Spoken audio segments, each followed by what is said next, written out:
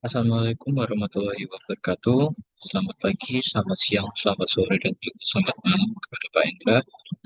Di sini izinkanlah saya untuk melakukan presentasi mengenai tugas visualisasi data, di mana di sini saya akan membawakan mengenai jurnal yang berjudul Employee Attrition Dashboard Using Tableau, di mana ini adalah sebuah visualisasi data mengenai employee attrition atau penurunan jumlah karyawan. Di sini divisualisasikan menggunakan Tableau dan juga untuk pencipta atau autor dari jurnal ini adalah Kofuri Sanjana dan juga Kureli Vaisnavi.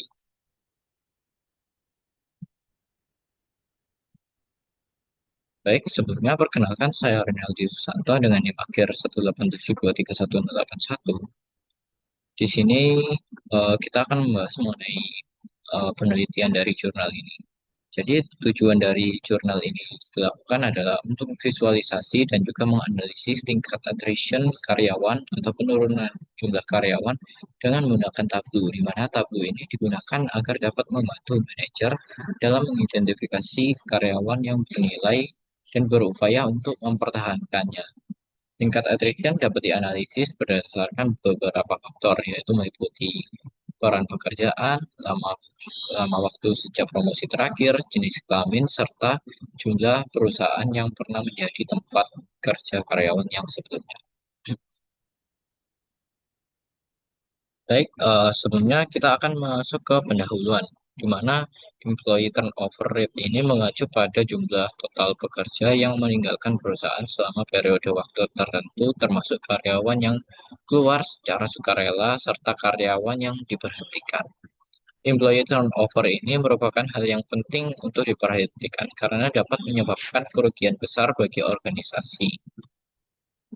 Jadi di sini ada pertanyaan, apa yang menjadi faktor penyebab karyawan meninggalkan perusahaan mereka bekerja? Di sini pada jurnal tersebut terdapat 3 poin yang dijawab, yaitu ada terdapat ketidakpuasan terhadap gaji, stagnansi dalam perkembangan karir, dan juga lingkungan pekerjaan yang tidak sehat.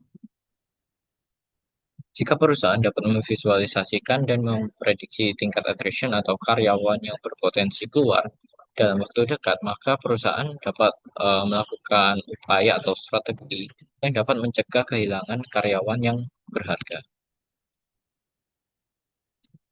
Baik, selanjutnya kita akan masuk ke result and discussion. Di sini kita akan membahas mengenai Key Performance Indicator, yaitu di mana Key Performance Indicator atau KPI ini adalah nilai yang menunjukkan sejauh mana perusahaan berhasil mencapai tujuan dari bisnisnya. KPI ini digunakan oleh beberapa manajer untuk memantau serta menganalisis faktor-faktor yang berpengaruh terhadap kesuksesan sebuah perusahaan. Di sini terdapat beberapa nilai min yang dihitung, yaitu diantaranya ada age, daily rate, distance, education, environment, daily rate, dan juga sebagainya.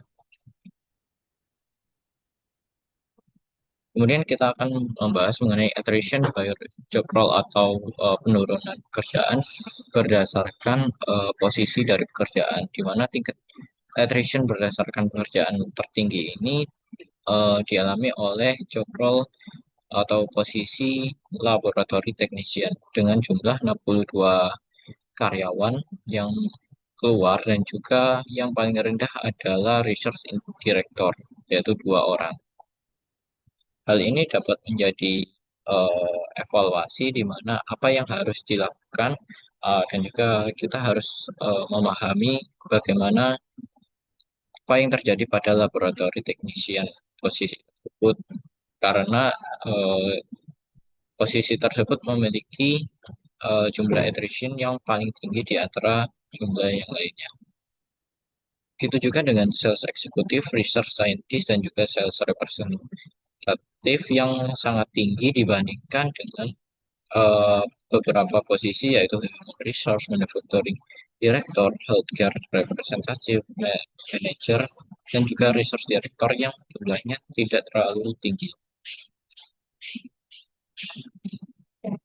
Selanjutnya kita akan membahas mengenai attrition by department, di mana hasil visualisasi dalam bentuk diagram pie chart ini yang menunjukkan Departemen Research and Development ini memiliki tingkat attrition yang paling tinggi dibandingkan dengan dua dua departemen lainnya. Di sini dapat kita lihat bahwa Departemen Human Resource, Departemen Research and Development ini memiliki attrition sebesar 65,37%, sales sebesar 30,34%, dan juga human resource sebesar 4,29%. Selanjutnya adalah attrition relation with gender, di mana representase attrition pada laki-laki lebih tinggi dibandingkan dengan perempuan.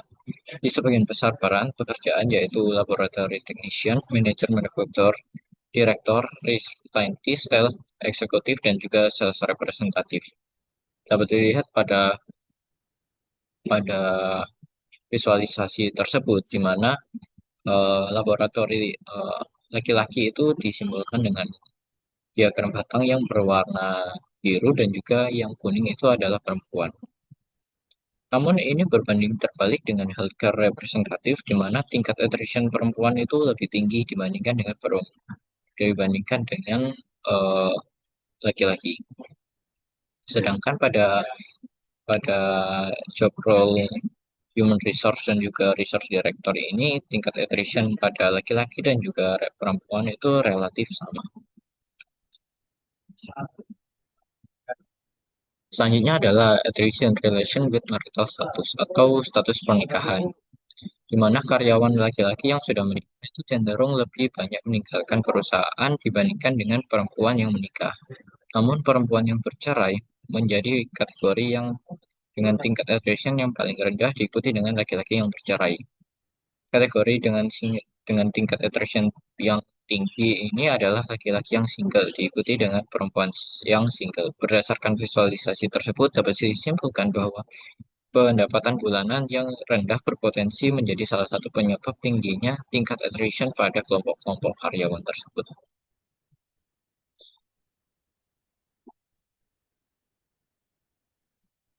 Kemudian kita akan membahas mengenai attrition relation with number of companies work, di mana ini adalah hubungan dari attrition atau penurunan karyawan, pengurangan karyawan berdasarkan eh, karyawan tersebut itu sudah bekerja di beberapa perusahaan. Dapat dilihat dari tingkat attrition yang tertinggi ini, yaitu terjadi eh, pada laboratory technician, sales representative, research scientist, dan juga sales eksekutif dengan mayoritas karyawan yang keluar atau meninggalkan perusahaan adalah yang merupakan perusahaan pertama tempat mereka bekerja. Hal ini eh, dapat disimpulkan bahwa mungkin terdapat karyawan tersebut keluar karena ingin melakukan explore terhadap skill-skill dari mereka. Kemudian ada attrition with your sign/promotion, di mana ini adalah pengurangan atau kelompok karyawan yang berdasarkan mendapatkan promosi, terakhir mendapatkan promosi. Dapat dilihat bahwa tingkat attrition tertinggi yaitu sebesar 23,08% yang terjadi pada karyawan yang tidak mendapatkan promosi selama lebih dari 15 tahun. Selain itu, terlihat juga bahwa sejumlah karyawan yang baru saja dipromosikan juga memutuskan untuk keluar dari perusahaan. Hal ini menunjukkan bahwa sebagian karyawan justru mencari peluang karir yang lebih baik setelah menerima promosi. Selanjutnya adalah attrition with total working years, di mana karyawan dengan masa kerja 1 hingga 10 tahun memiliki jumlah attrition paling tinggi, yaitu sebesar 157 orang. Hal ini berbanding terbalik dengan karyawan senior yang kerjanya sudah lebih dari 40 tahun, yaitu hanya 2 orang saja yang keluar. Untuk mengurangi tingginya attrition pada kelompok karyawan yang baru, perusahaan dapat memberikan kesempatan belajar berkelanjutan serta menawarkan kompensasi dan manfaat yang adil agar mereka merasa dihargai dan termotivasi untuk bertahan di perusahaan. Selanjutnya adalah attrition with environment stratification, di mana tingkat attrition menurun seiring meningkatnya penilaian kepuasan lingkungan kerja. Dari seluruh karyawan yang memberi penilaian rendah, sebanyak 25,4% karyawan tersebut keluar dari perusahaan. Sedangkan pada karyawan yang memberikan penilaian yang tinggi, hanya 13,5%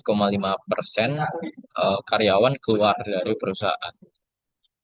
Cara mengatasi permasalahan dari masalah ini yaitu dapat memberikan umpan balik, melakukan polling, dan juga survei untuk memahami kebutuhan karyawan, mengidentifikasi kesenjangan dalam lingkungan kerja, serta mengetahui bagaimana perasaan karyawan terhadap perusahaan maupun tim mereka. Selanjutnya adalah attrition with job involvement. Tingkat attrition menurun drastis seiring dengan meningkatnya skor keterlibatan dalam pekerjaan. Dari seluruh karyawan yang memberikan penilaian rendah, sebanyak 33,73% meninggalkan perusahaan. Sedangkan karyawan dengan penilaian yang sangat tinggi, hanya 9,03% karyawan keluar dari perusahaan. Cara mengatasi permasalahan tersebut adalah dengan menciptakan forum terbuka untuk menampung umpan balik serta memberikan ruang bagi karyawan untuk menyampaikan ide dan pendapat mereka.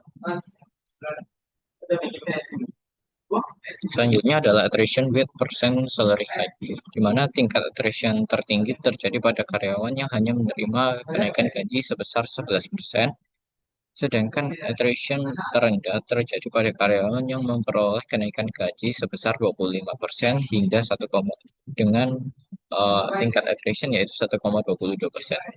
Dapat dilihat bahwa pada visualisasi tersebut di mana kenaikan gaji itu disimbolkan dengan eh, di sumbu X dan juga sumbu Y adalah banyaknya attrition dari karyawan. Permasalahan tersebut dapat diatasi jika perusahaan melakukan review gaji secara berkala untuk setiap posisi, baik level entry, berpengalaman, maupun supervisor.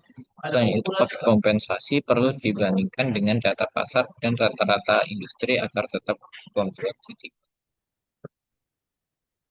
Baik, selanjutnya adalah conclusion, di mana visualisasi data membantu perusahaan memahami faktor-faktor utama penyebab employee attrition yang lebih jelas, seperti peran pekerjaan, departemen, gender, pendapatan, promosi, dan juga kepuasan kerja. Dengan melakukan visualisasi, hasil data yang didapatkan, manajemen dapat menjadi dapat dengan cepat untuk mengidentifikasi permasalahan dan segera menemukan untuk strategi dari solusi tersebut. Baik, sekian dari saya. Kurang lebihnya mohon maaf. Wassalamualaikum warahmatullahi wabarakatuh.